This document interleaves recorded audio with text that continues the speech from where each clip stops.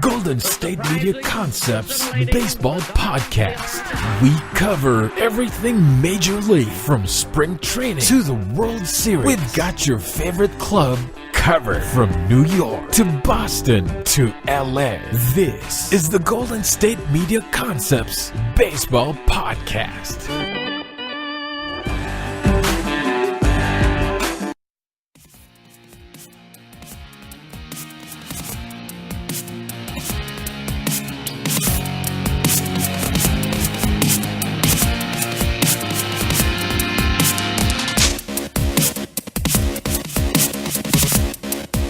What is up? Welcome to the GSMC Baseball Podcast on a Wednesday today here, as we come off a couple days of interesting action in the major leagues, as there was a couple teams playing some double headers. We had some teams playing a little quick 2-game series with off days during both days here and there for around the majors, as that we had a slate. I mean, usually we have a 15-game slate. Obviously, Mondays and Thursdays are our days off. Usually, this year, honestly, it's mixed. It's kind of mixed up. We've had some Wednesday off days, and such of other things as well. So, that's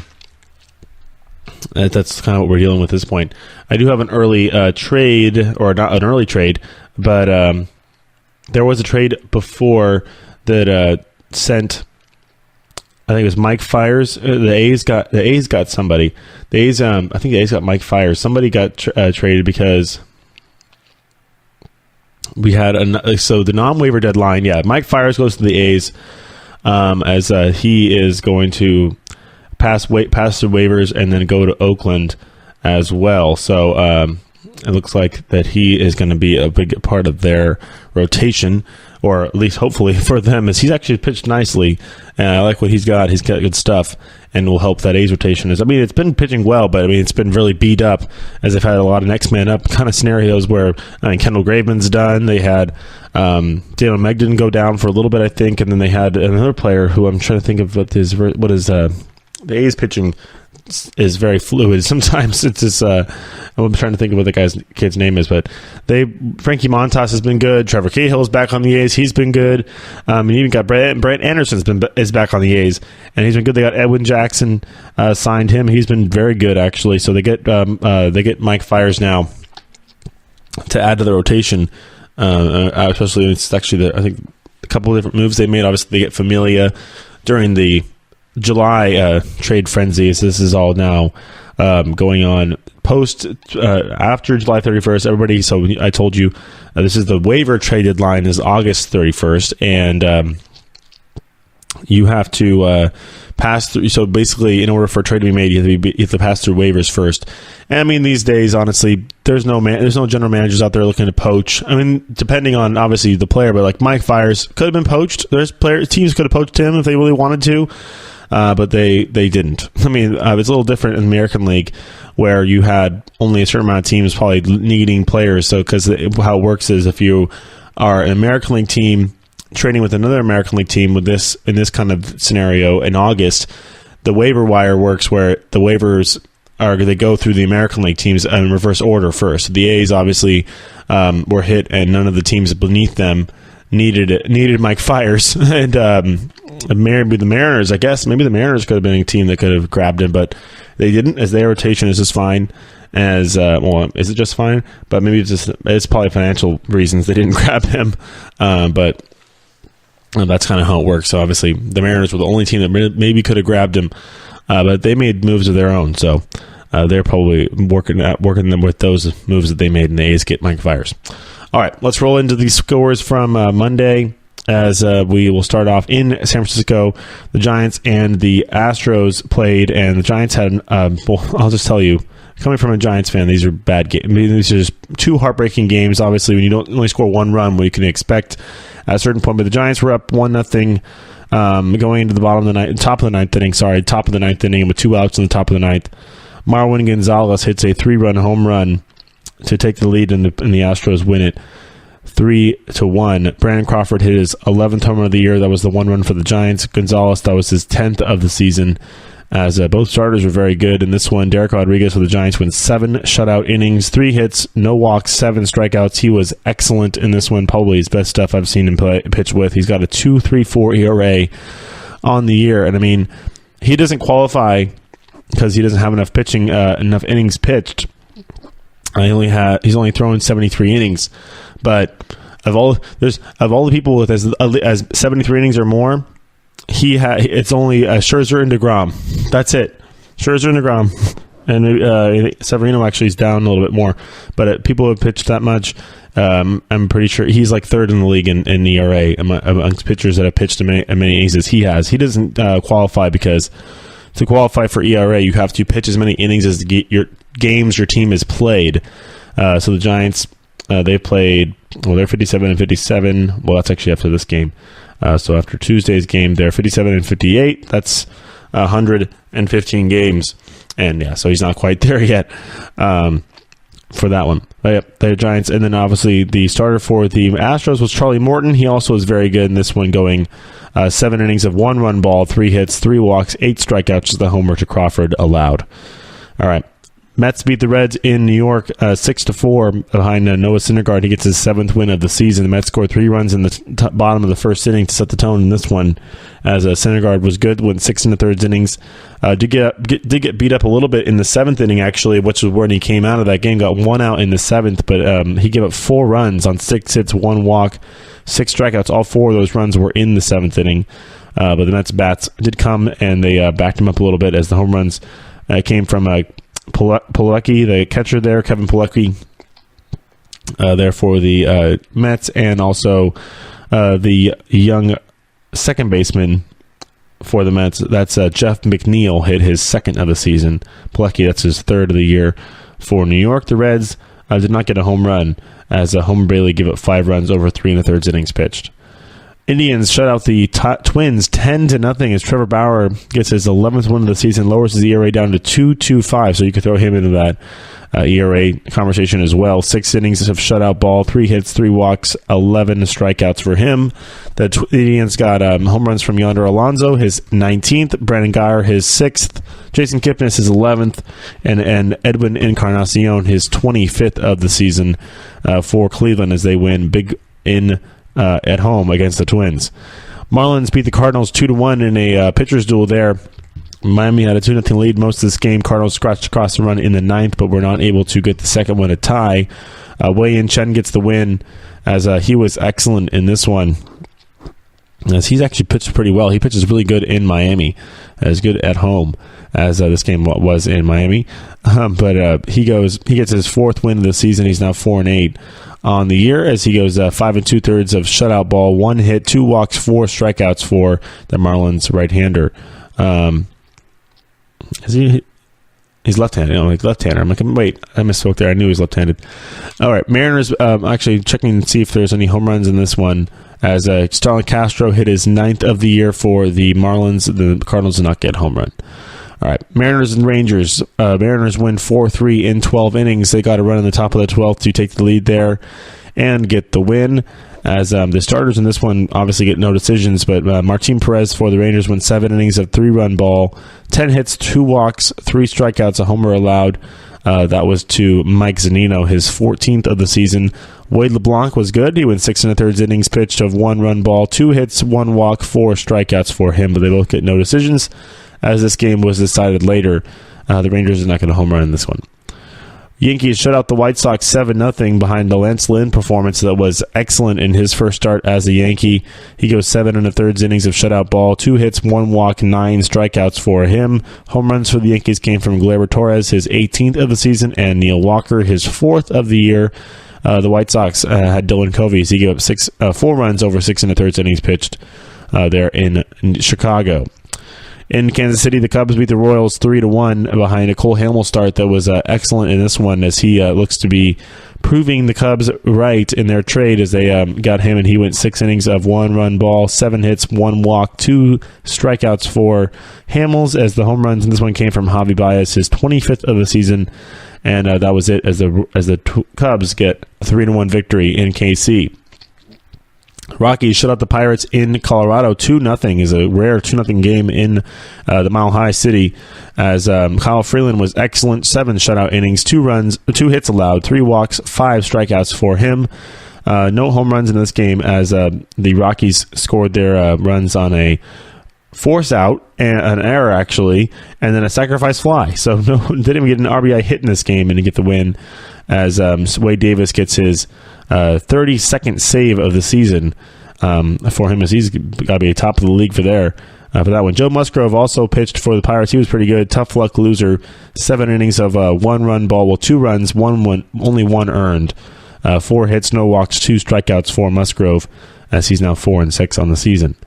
D-backs beat the Phillies 3-2 in 14, as the D-backs actually scored 2 runs in the bottom of the 9th inning to tie that game 2-2, as they got a David Peralta home run and a Steven Souza single to tie it up 2-2, and then David Peralta hit another homer in the bottom of the 14th, his 19th of the year, so he's 18th and his 19th on Monday, as he gets the walk-off shot in the bottom of the 14th against the Phillies. That was a pretty big blow for the Phillies there, as they needed to keep pace with the D-backs. Big hit for the with the Braves, the Phillies do.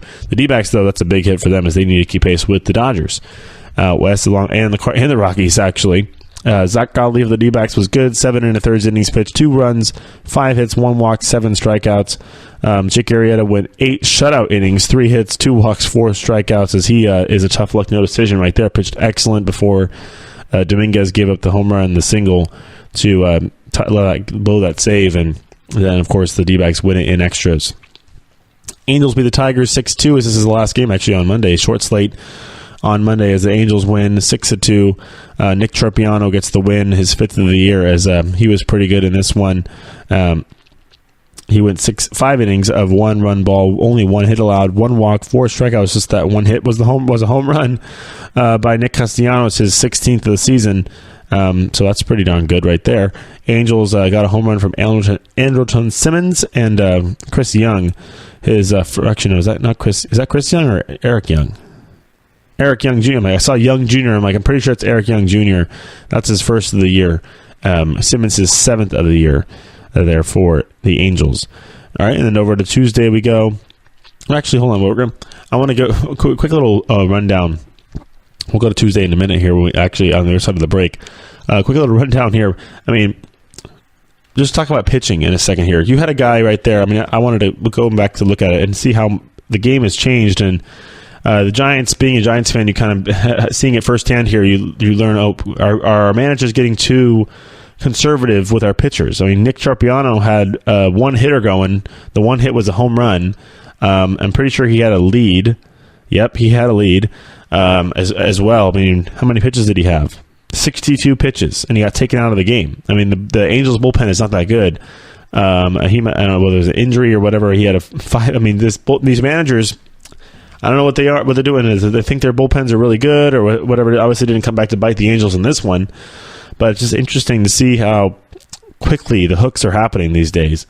And I know we just had a couple. This week weird because rereading all these pitching lines and stuff like that, giving me the stats for the pitchers.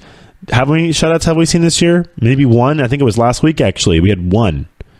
I think there's a couple. There's 1. I mean, a shutout, a complete game. I think we saw 3 complete games in the last 2 weeks, and that's been it. I think for all summer. I think maybe since the beginning of the year. And I can't remember much since then either. So, I mean, I think we had a couple last week. That's it. These bullpens are just so good. All these guys are so specialized. I mean, you got just one after another. I mean, some of these bullpens they have in these around the leagues. The A's have 3 guys they can close. They have 3 guys they can go 2. The A's, technically, if they really wanted to, the A's could have their starter go 4 innings, and their relievers could go 2, 2, and 2 and finish the game off for them if they wanted to, or have 1 inning, 5 innings. So, I mean, these starters, especially when we get to the playoffs, it's going to be who. I mean, it makes for great baseball because the starters are great, but it also makes it for. I don't know. I'm going to take that back actually because it doesn't make it. I'm trying to make a point here that it doesn't make it for great baseball because the starters are good. And eventually the whole point of it is to wear down a starter, but a manager is so afraid of that one last inning, like what happened in, actually, here was a perfect example. of it actually in New York. Fortunately, the Mets had actually scored some runs on Monday for once, but Noah Syndergaard was cruising, just cruising. Gets to the 7th inning and starts leaking oil fast. Ended up getting up 4 runs. Fortunately, didn't come. Like I said, it didn't matter because the Mets had a 6-0 lead. But the managers are so afraid of that third time through the lineup, the fourth time through the lineup, that they're just, you're done. We're getting new arm. And yeah, it honestly, all the numbers point towards doing that because it's very difficult to face a new pitcher for the first time and have back-to-back at-bats with 2 different pitchers. It's very difficult. Then again, it kind of goes both ways, where you're going to, like you saw in San Francisco with the Astros, Will Smith has been lights out, literally lights out for the Giants, and he gave up a home run Monday. We're going to cover it in just a moment on the other side of the break. Giants have another reliever named Ray Black. He's given up 1 hit all year. Actually, it was the first outing he ever made in the majors, and he gave up 1 hit. It was a home run to Matt Carpenter, and then he was lights out. Had not given up a hit since then, and then gave up one yesterday to Tyler White to give the Astros lead a home run. So, I mean, it happens. And honestly, if this is the way it's going to go, we're going to see a lot of interesting stuff in the playoffs, and it's going to be fun. But it's going to take till the 7th inning to get to there, and that's the one problem. It needs to be fun the whole time, not just 7th inning and on. And that's the issue baseball's got to deal with. All right, we'll come back after the break and cover the games from Tuesday, and then we'll go into some talk on the dog days of August and what that means, as well as we talked about some trades and then what's going on out east. So everybody stay tuned, and we'll be right back. This is your ultimate stop for everything sports. The Golden State Media Concepts Sports Podcast. Should I say more? From the NFL, MLB, the NBA to MMA, it's all in here. The Golden State Media Concepts Sports Podcast. Listen now.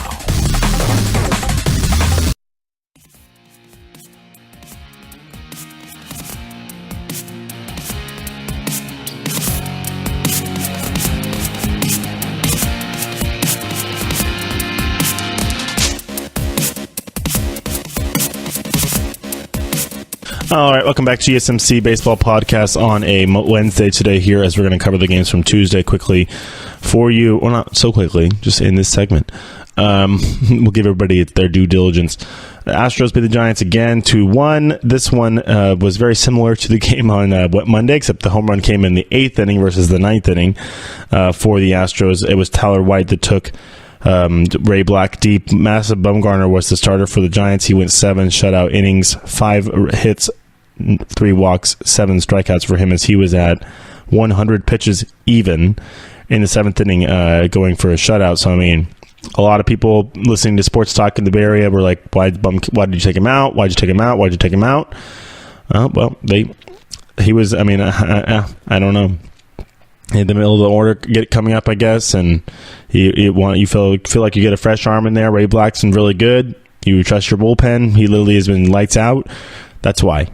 So, and things happen. It comes back to bite you, and everybody's perfect.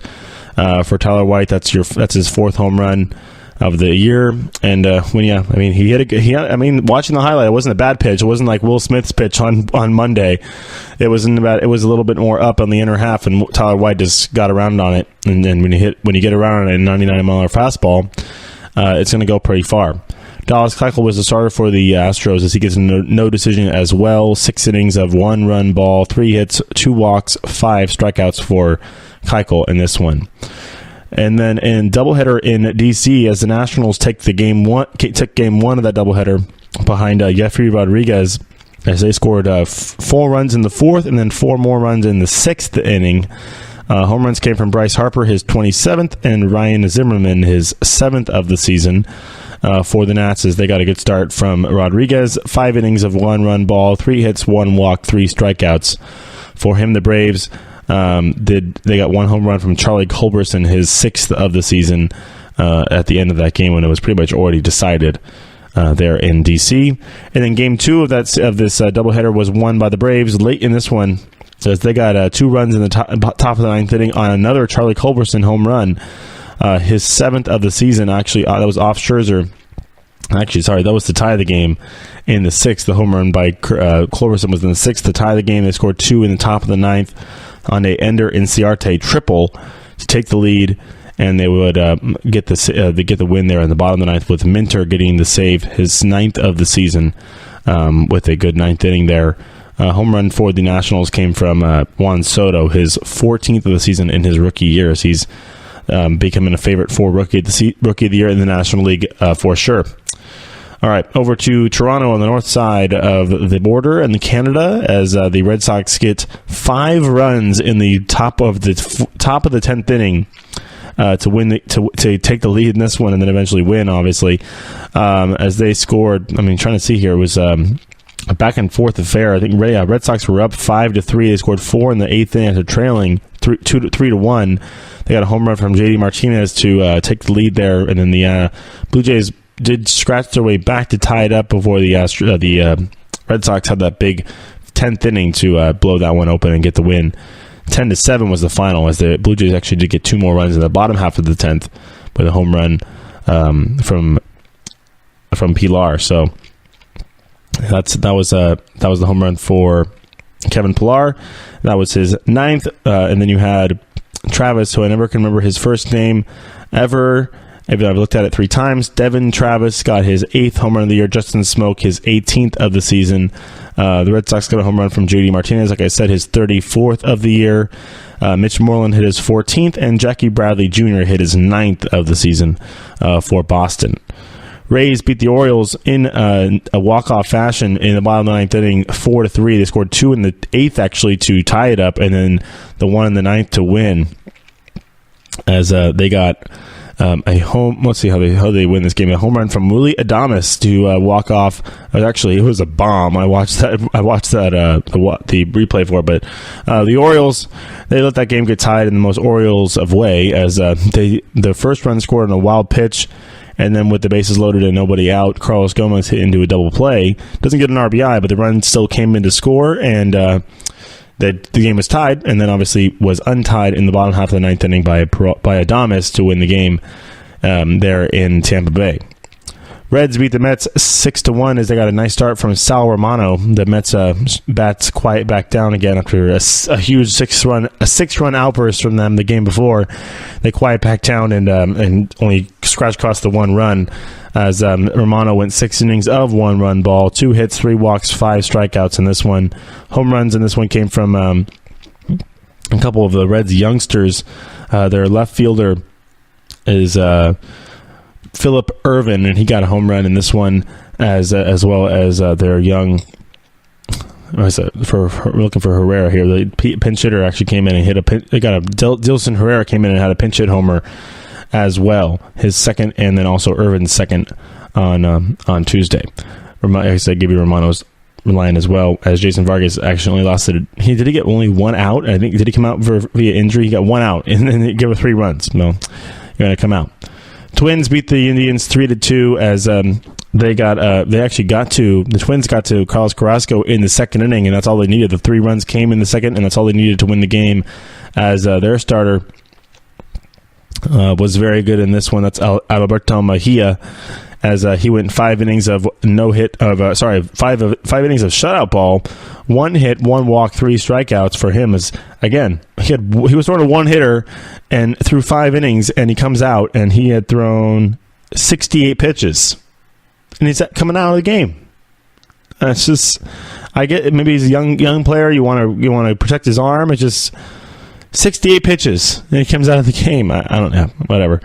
Home run came from Mitch Garver, his 6th of the season for the Twins. As he's looking like the next Joe Mauer back there behind the plate. Indians got a home run from Francisco Lindor. That was his 28th of the year, as they do lose, though, at home to Minnesota. 3-2 was the final in this one. That's the one. Oh, the Indians are getting, the Twins are gaining ground in the NL Central. They're only 9 games back now after that win. It's funny, because they're actually the next. They're the team below the Twins, and the team below the Indians are the Twins at 9 wins, 9 games a difference. And it's funny because the Red Sox are actually 9 games up on the Yankees now. I mean, they've won 5 in a row, so that's kind of helpful. And 4 of them were obviously against the Yankees themselves. All right, moving on to the Cardinals and the Marlins game. Cardinals get the win in Miami 3-2 behind Miles Nicholas. He's now 12-3 on the year.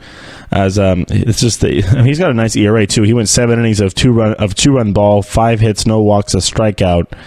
His ERA is down to 2.74. So he might have some cover. I mean, I don't think he's going to win, but he can be talked about at least a little bit when it comes to the Cy Young race, as he was very economical in this one too. Went 7 innings, only threw 81 pitches.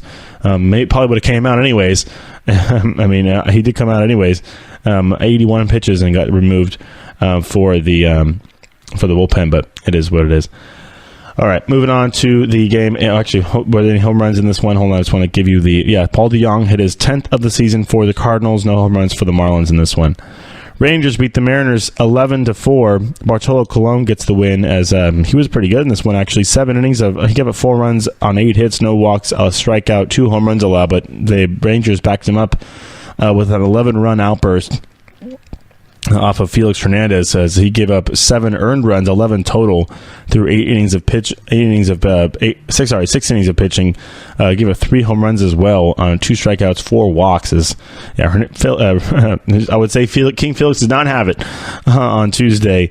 Home runs for the Mariners first, where it came from Nelson Cruz, his 30th of the year. Kyle Seager hit his 19th of the season. The Rangers got a few as Jerkson Profar hit his 12th, Rougned Odor his 14th, and Adrian Beltre his 6th of the season, as they get the win there at home. Yankees beat the White Sox 4-3. Sonny Gray gets the win, as he gets the win on the road. Can't pitch at Yankee Stadium. We can pitch on the road, as the Yankees got a run in the let's see. Actually, this game went deep into extras, as it was tied 1-1 going actually into the extra innings. Then the Yankees scored 2 in the top of the 10th to take a 3-1 lead, and the White Sox came right back and scored 2 more off of them. So Ronaldo Lopez for the White Sox was a starter. He went 7 innings of 1-run ball, 4 hits, 2 walks, 6 strikeouts, a homer allowed. That was to Miguel Andujar. His 15th of the season. Giancarlo Stanton also hit his 26th of the year in the 10th inning. That was to take the lead there. But then the White Sox came right back and got a 2-run homer from Jose Abreu off of Zach Britton to tie the game. So, I mean, Zach Britton is not perfect either. He's susceptible. CC Sabathia was pretty good. Went 5 2/3 innings, 1 run allowed, 4 hits, 3 walks, 12 strikeouts. So that's the one thing with the Yankees. You got to give them credit though. They have, I mean, if you got a starter going 5 innings, they have the bullpen to do it. They have David Robertson's going to have an inning, Betances has an inning, Holder gets an inning, Britton gets an inning. Actually, Sonny Gray wasn't the starter in this one, obviously, as it makes sense. It makes sense that it was a 14-inning game. He came in and pitched 3 innings in relief out of the bullpen, and he got the win that way. So he went 3 innings of no runs, 1 hit, 1 walk, 4 strikeouts. That's pretty good there for the Yankees. All right, as they get the win though in extras.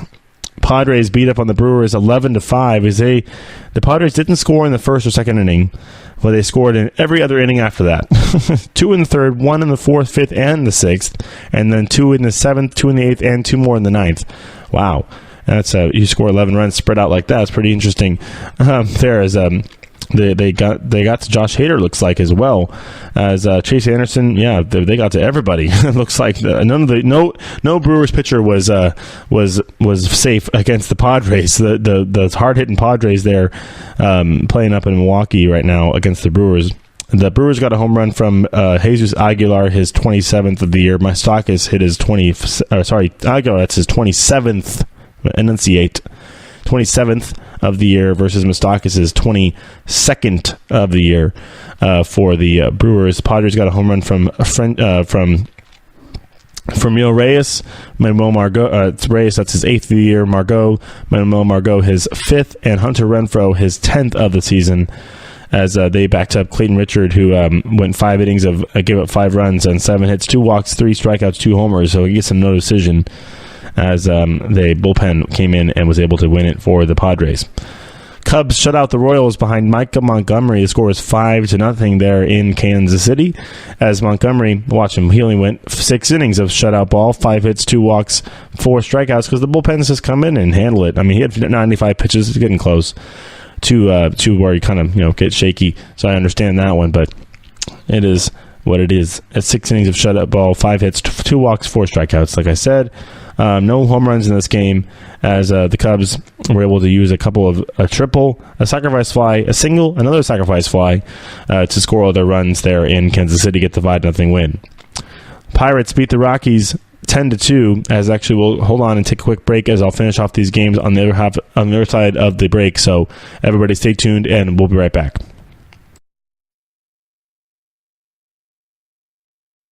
Tired of searching the vast jungle of podcasts? Now listen close and hear this out. There's a podcast network that covers just about everything that you've been searching. Hey! The Golden State Media Concepts Podcast Network is here. Nothing less than a podcast bliss with endless hours of podcast coverage. From news, sports, music, fashion, cooking, entertainment, fantasy, football, and so much more. So stop lurking around and go straight out to the Golden State Media Concepts Podcast Network. Guaranteed to fill that podcast itch. Whatever it may be. Visit us at www.gsmcpodcast.com. Follow us on Facebook and Twitter, and download us on iTunes, SoundCloud, and Google Play.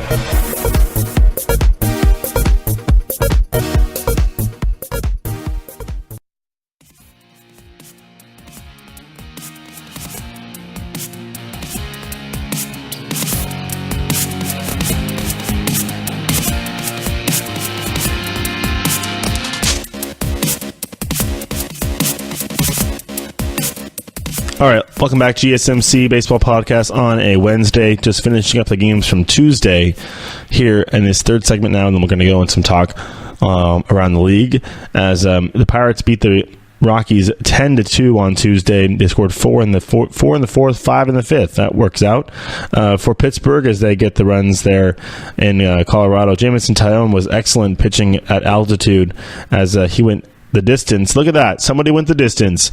9 innings, 2 runs allowed, 10 hits, 1 walk, 3 strikeouts as he threw 107 pitches. Very economical through 9 innings of work as he gets his 9th win of the year.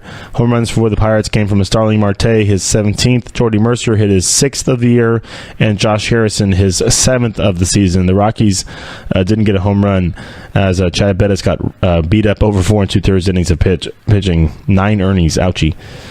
Phillies beat the Diamondbacks 5-2. They scored 4 runs in the top of the 8th to make it 5-0. The Diamondbacks came back, scored 2 in the 8th, but that's all they would get. And then, of course, that game ended 5-2 final.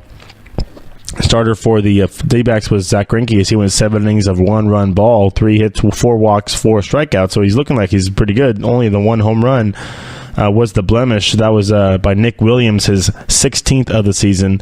The D-backs didn't get a home run in this one, but the Philly starter was very good as well. Nick Pivetta went 6 shutout innings, 5 runs. 6 shutout innings, 5 hits, 1 walk, 6 strikeouts, as he threw 96 pitches before coming out of this one. The bullpen was able to hold on and get the win for the Phillies in the desert.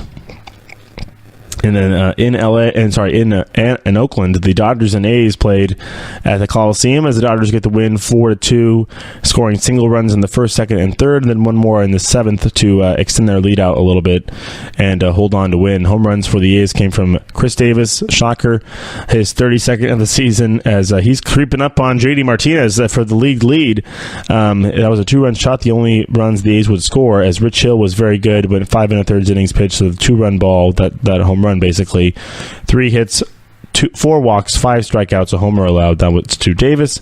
The home runs for the Dodgers were non-existent as they were able to scratch across runs on a ground out, a sacrifice bunt, and a single, and another single later in that game, and that's all they needed to get the win there. Tigers and Angels played. This is the final game of Tuesday in Anaheim. Angels win 11-5 as they had a 7-run 7th inning. 7-run. Wow, I'm trying to alliteration here. 7-run 1st inning. Just excuse my French, actually the Tigers had a 2-run first inning. Then the Angels came back and had a 7-run first inning as they got to the starter Turner for the Tigers early. Angels got home runs from Shohei Ohtani, his 12th of the season. Justin Upton, his 22nd of the year. There in the 6th inning. Tigers got one from Yammer Candelario. That's his 15th of the season for the Tigers. As that's Yammer Candelario. I'm like, I knew his first name. I don't second guess myself. As Turner gave up 5 earned runs, 7 total, and he only pitched that 1 inning of work there. But the Angels get the win as they get the bats going in Anaheim. All right, going right into the talk for you guys here in this third segment. Dog days of August are upon us, and it's going to be an interesting month because you got some teams that are facing a lot of we had some interleague stuff going on. We got some division stuff going on. The NL East is still very much up for grabs. The NL West and the NL, all the NL divisions. Of course, the NL is, we talked about it for weeks now, is completely up for grabs. The AL is continuingly being decided already soon, as we can pretty much know who is going to be making it in the American League already. But I mean, if you're the Yankees, if you're Yankee fans, do you get worried? I mean, I don't think you get that worried because you got enough hitting. It'll come around. The pitching will come around too. I mean, you got different guys going out every day. Not everybody's going to suck. As you get a little easier part of your schedule with the White Sox right here for 3 games. They can hopefully get him a couple more times. So if you're a Yankee fan, you obviously are not. I think if you're a Yankee fan, do you even look at the division lead anymore? You got time. I mean, you got 45, 47 games to go, maybe 50 games to go, and I mean, it's tough, obviously, but you can do it. Technically, it's possible to win the division still. But if you're Yankee fans, I'd definitely be much more worried about what's going on in the wild card because as of now, you actually did get it. They extended it out a little bit more because the A's lost and the Yankees have won 2 in a row. So they're actually 4 games up right now on the A's in the first wild card. The A's are 2 games up on the Mariners in that second wild card. The A's are. So right now, I mean, this is Mike Fiers is a big deal because, I mean, if you have Benaya for game 1 against the, I mean, for that, you can have kind of set it up where you have maybe a double starter situation, or obviously if you want to save Trevino and Trinan and Familia for the back end of the bullpen, but maybe a middle relief guy could be one of the starters if you need it in New York. I mean, the thing about playing at Yankee Stadium, the A's, they got some bats. The thing is, they're going to play in that little park, and Chris Davis is a pop up away from hitting a home run down the right field line. So I mean, so is Matt Olson, so is Matt Chapman, so is Stephen Piscotty. The A's, they have some bats, they got some power in that lineup, and when you put them in a little ballpark, I don't know. I mean, I guess Severino may be a little bit more of a obviously you're gonna have Severino to face, but yeah, I know I'm thinking about the American League wildcard game in August, but that's what it's looking like right now in the American League. But in the National League, it's going to be coming down to who made the best trades. The Dodgers obviously made some good deals, getting Brian Dozier. That's a big one. Manny Machado speaks for itself. The Brewers made some interesting deals. Obviously, we talked about how precarious those deals were made. I mean, I don't know. I want to look at the box score actually look at the one from yesterday because I want to see who, so you have Travis, you have obviously Moustakas is playing third, and then you got, where's that? I mean, obviously they got shelled by the Padres on Thursday. I'm sorry, on Tuesday. They beat the Padres on Monday. But let's see, Scope. So Scope started at second, and then moved over to shortstop during the game. And Travis Shaw did not start the game. He came in as a pinch hitter, and then went to second base. After that, Moustakas played third. And then let's see. So are they going to platoon Scope and Travis Shaw? Because obviously one's left-handed, one's right-handed, so you technically can. It is not difficult to do that because you could just go off of the starter. So I mean, it's definitely interesting to see what they're going to do. Let's see. I'm just kind of looking and see what Craig Counsell did on Sunday. If he's going to just really go for a straight platoon of Shaw and Scope because they're really talented players. And I mean, it's tough to not keep him in the lineup. So it looks like that. Oh, okay, so Travis Shaw could play first if Aguilar doesn't play. So basically, they're going to kind of platoon the three of them: Scope, Aguilar, and Shaw, because Aguilar can play, come off the bench if they want him to, and they can have Shaw play first, and Scope can play second. So I think they'll figure it out as it goes. And then also Scope, it looks like that if he's comfortable with playing shortstop, they could have him do that too, because their shortstop is Arcia, and he's not that. He's got what's he hitting, like 201? Yeah, Orlando Arcia. I mean, yeah, he's hitting 201. So if you want to have Scope start, I would have Scope start at shortstop and have Shaw play second. That's a pretty good infield right there. Aguilar at first, Shaw at second, Scope at short, and Stock is at third. I mean, yeah, you're looking pretty good right now, right there, if you're a Brewers fan. Obviously, they are on the outside looking in right now, as they're not in a playoff spot, 2.5 back of the Cubs.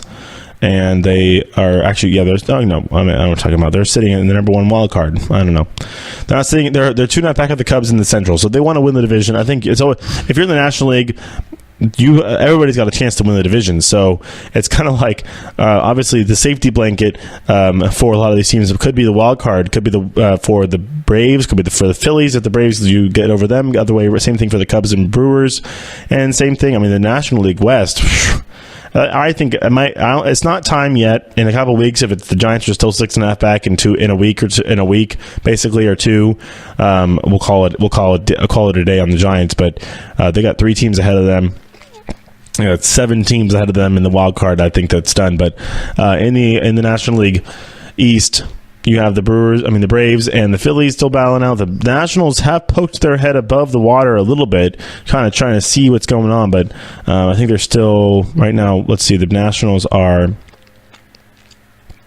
it's a wild card. They're 4.5 back in the wild card, actually. So they're still, I would say they're still in it, at least in the wild card. They're 6 back in the division. So very similar to where the Giants are looking right now. But yeah, the Nationals are 4.5 back in the wild card with 3 teams ahead of them that are not in position. They still have the Cardinals ahead of them, Rockies ahead of them, and the D-backs ahead of them. Then with the Braves taking the second wild card and the Brewers with the first wild card right now. A game in between the Braves and the Brewers, and only a half game in between the Braves and the D-backs. So yeah, interesting. And then in the National League West, the Dodgers hold a half game lead there over the Diamondbacks as well. So I mean, the National League's it's so bunched up. Actually, the Cubs have the most wins in the league right now. They're 66 and 47. That's good for the best win percentage as well. And then you have the Red Sox with 80 wins. It's just ridiculous. And then the A's. If the A's were in the National League, they'd be sitting pretty right now. But yeah, they're not. Too bad, so sad. All right. I mean, looking at it right now. I mean, we talked about the late trades. Mike Fiers goes over to the A's. I'm just looking around here to see if there's anything else of note to tell you guys, because I mean, there is still time. Things can happen. It looks like that you might see a Denny Hechavarria deal. Is that already happened? Yeah. So Hechavarria goes to the Pirates from the Rays, and I'll try the A's. I'm pretty sure the A's got a bullpen arm. They got right-hander Sean Kelly from the Nationals, and then Greg Holland was he released by somebody? Because now Greg Holland is signed with the. They just signed with the Nationals, so it looks like that he was dealed to the Nationals, or he was released by the Cardinals last Sunday, cleared waivers, and then he will be with the Nationals now, and the Nationals aren't on the hook for his salary 2018 because he cleared waivers, and that's how it works there. So those are the deals that have gone on, little minor moves around the league. So I think the Hechavarria thing, I've always liked Denny Hechavarria. I saw the Pirates making some deals with the Rays. Obviously, Chris Archer already going over there to the Pirates from the Rays. Now Hechavarria being sent over to the Pirates from the Rays. All right. And looking up, there's more things that could happen over this August deadline. I mean, if you're the Angels, do you even think about trading Mike Trout? The Nationals did it. You can't. I mean, obviously, you don't do it now because he just signed the deal and he's not a free agent after the year. The Nationals thought about Harper because he's a free agent, and obviously Mike Rizzo comes out. Oh no, we're not going to do it. Then of course, the waiver deadline comes up in August. At the end of this month, and there's still an ability for him to be traded. It doesn't mean he still can get moved. I don't think he does get moved, but the fact that he's being talked about really makes me think that the Nationals, they pretty much know they don't really have a chance to sign him at the end of the year. And if honestly, his stock has gone way down. The average is scary low. He doesn't want to walk. He's swinging at pitches out of the strike zone. I'm telling you. We'll go watch the Giants game on. I think it's on Saturday. It's Friday or Saturday. The Giants will be retiring the number 25 of Barry Bonds. And look at Barry. Barry walked. Barry took intentional walks. Barry took intentional walks with the bases loaded, and he still hit all those dingers. He still hit 298 or something like that, 299 for his career, which is pretty crazy to be able to do that all over your whole career. And I'm like, Barry, you couldn't play one more month. He ended with 290 or 2,998 RBIs, I think, on the season, on his career. But it is what it is for Barry Bonds. But no, if you're Bryce Harper, less aggressive, play discipline. Wait for your pitch. If you walk, you walk. The Nationals, they haven't been that good this year. They haven't been able to protect him. They obviously put him up in the top of the lineup to try and see if he get more pitches to hit, and it didn't really work out. So, it's not really working out. At least, yeah, he had 1,996 runs batted in, 2,935 hits. So he was pretty close to making a couple more milestones there in the RBI and the hit categories, and retired with a 298 batting average, which is pretty good for Barry. All right, that'll wrap it up for this segment. We'll come back. I'll do a little bit more talk before we come back and do the preview for Wednesday and Thursday around the league. So everybody stay tuned, and we'll be right back.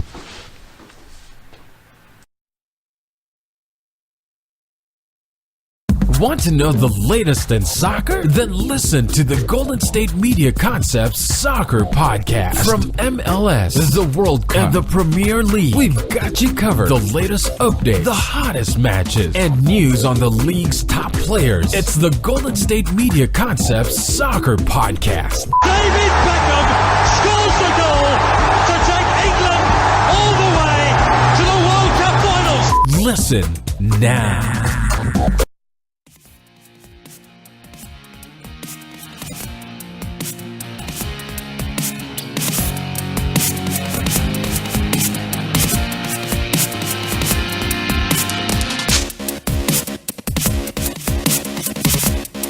All right, welcome back to GSMC Baseball Podcast on a Wednesday. Today here is we're going to finish up this show with this last segment.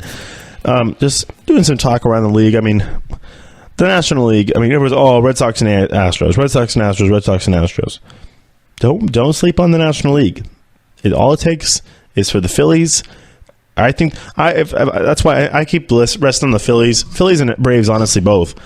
The Phillies might need to shore up their bullpen. They've had a couple games get blown. I don't know about that. Sir Anthony Dominguez is having some issues, but I don't know. I think that there has to be a National League team that makes it to the World Series. They're going to play out. So I think it's going to be the team that gets hot. I mean, you saw back in I'm trying to think of the year that maybe we had the same kind of thing happen as this year, where the National League was pretty much up for grabs and the American League was much more defined. You could say 2010. I'm trying to think of the Giants World Series because all their World Series, they were it was not the best. They weren't the best team. They weren't the favorite. They weren't at all thinking about World Series aspirations or not. I mean, they were, of course, you think about it, but the experts weren't. Giants. Even in 2012 when they went to the World Series and the Tigers were this crazy good team, just swept the Yankees, just had to sit for a week and wait for the Giants to finish up their 7-game series with the Cardinals. So Giants were hot. They're hot. They're rolling in. They won all those elimination games, and they just came in and wiped the floor with them. They pitched well enough. Pablo Sandoval hits 3 home runs in the first game. I mean, that's all it takes. This Astros team can be beaten. The Red Sox can be beaten. It can happen. I like the Phillies. I think their rotation is good, but they needed some more left-handed starters, but they didn't get one. We'll see how it works there. I'm honestly, thinking about the rosters of these two teams, honestly, having all those righties for the Phillies is probably just fine. If you make it to the World Series, the Phillies make it to the World Series. If you face the Red Sox, Betts, Martinez, Jackie Bradley, they're all right-handed. The Astros, Altuve, Correa, Springer, they're all right-handed.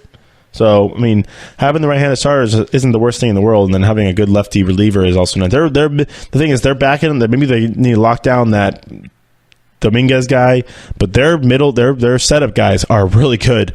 So the Phillies bullpen I think is just fine, and they have the bats. I like their lineup too. So I mean, Nick Williams, that guy's got 17 home runs in the year. If he can get hot, he can be very, very good in the playoffs. Obviously, you got Franco and Odubel Herrera, Rhys Hoskins, Carlos Santana. You got some veteran presence on that team and some young talent. I mean, what's not to like? You make some really good. I love the moves they made. They got a Asdrubal Cabrera over from the Mets. That's a great move. I mean, another one of those interdivision moves, but still, that's a great move right there. And they also, who else did they get? They got another player. I can't keep all these trades. These trades I cannot keep them all straight. So, I mean, obviously they got Asdrubal Cabrera, and I know Adam Jones apparently did veto a trade to go to Philadelphia, so that was something that could have happened, but didn't happen. And I'm trying to see if they got anybody else. I don't think they got a pitching prospect, but no, just Cabrera. Okay, that's fine. They got Asdrubal Cabrera. That's how I like who I really like, and their rotation. I mean, thinking about their top starters, for the playoffs this year. I mean, what's better than Aaron Nola? Jake Arrieta, and then take your pick. Vince Velasquez could work. Nick Pavetta's been pretty good. I mean, honestly, it's probably going to end up being Eflin, because Eflin's probably been, of those three guys I just said, that he's been the most effective of the Pavettas and the Velasquez's and himself. So it's going to be Nola, Arrieta, and Eflin in the postseason, and that's a pretty good little 1-2-3 punch with their lineup and their bullpen. Watch out. I mean, they're kind of a street. They're hot. They can get a hot team. They lost like 4 or 3. I think they lost like 4 or 5 one time, and they went on a 5-game winning streak right after that. So they don't get down their laurels. They got a young manager who likes to get them all pumped up, likes to get his workouts in. I mean, go look at Gabe Kapler. That guy's ripped. But I mean, yeah, he's going to get that team ready to go. And if anything's going to stop him, maybe experience can be a problem, because obviously experience is a big deal. But there's the first time for everything. I can always go back to my Giants anecdotes, because there was 2010. That team was a bunch of misfits. That team was a bunch of also-rans and retreads. Obviously, the rotation was nails with Lincecum and Kane and Bumgarner. But it's nails there. The bullpen was pretty good, too, with Brian Wilson and Sergio Romo and Javier Lopez and Jeremy Affeldt. But, I mean, that their lineup was not. The lineup was weird. I mean, Buster Posey, yeah, Cody Ross, really, Aubrey Huff, really. I mean, rough. And Juan Uribe hitting clutch home runs in the postseason. So I mean, anything can happen. That's my whole point with this whole Giants thing. Anything can happen. They won 3 World Series in 5 years. Anything can happen. These super teams, these Red Sox teams, these Astros teams that tanked for 2 years, and now they're good. The Astros, a lot of people have said their roster this year is better than last year, because they actually got some rotation help. I mean, and they actually got some bullpen help as well. Obviously, Garrett Cole is a big deal, and they have a full year of Verlander. They have some injuries right now, but are expected to get everybody back before the postseason. So Correa is going to be on his way back. Springer just had a thumb sprain on Saturday, I think, and then Altuve as well. And same thing with Brian McCann, all working their way back to health, and then making that stretch run. Because I mean, you could pick the postseason teams in the American League are pretty much set. I mean, I guess that obviously the Mariners can catch the A's. There's only 2.5 back, but don't count on the Mariners. They lost game. They're losing games to the Rangers this week. You got to take care of the Rangers. You saw what the A's did to the Rangers, even when they were down, and you thought they were down and out, down 10-2 in a game. They came all the way back, down 5-1 in a game. They came back. So the A's, you can't count them out. Mariners, they don't really. I don't know if they don't have the same magic. All those 1-run games they were able to win earlier in the year are turning into losses at the end of the year. So that's kind of what happens. So in the American League. In the National League, though, it's wide open. The Nationals are still in it. The Braves, obviously, and the Phillies are going to be going at it, I think, till the end of till the wire.